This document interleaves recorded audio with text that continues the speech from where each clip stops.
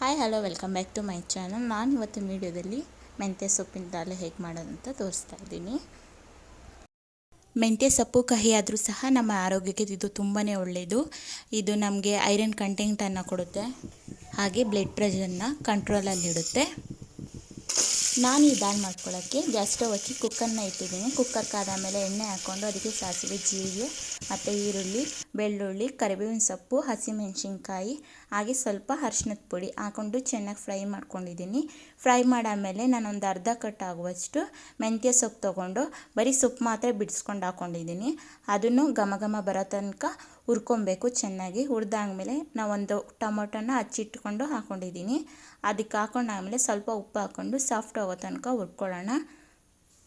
Tomato soft ಆದಮೇಲೆ ನಾನೊಂದು cup ಆಗುವಷ್ಟು ಹೆಸರು ಬೇಳೆನ ಹಾಕ್ಕೊಂಡು ಸ್ವಲ್ಪ ಹೊತ್ತು ಹುರ್ಕೊಳ್ಳೋಣ, 1 ನಿಮಿಷ ಆಗುವಷ್ಟು ಎಣ್ಣೆಲೇ.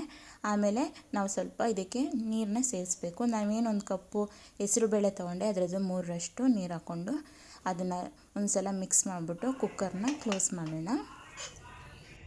2 ವಿಷಲ್ ಮಾಡಿಸ್ಕೊಂಡು ನಾನು ಕುಕ್ಕರ್ ಓಪನ್ ಮಾಡ್ಕೊಂಡು ಈ ಥರ ಸೌಟಲ್ಲಿ ಇಲ್ಲಿನ ಸಾಂಬಾರನ್ನ ಸ್ಮ್ಯಾಶ್ ಮಾಡ್ಕೊತಾ ಇದ್ದೀನಿ.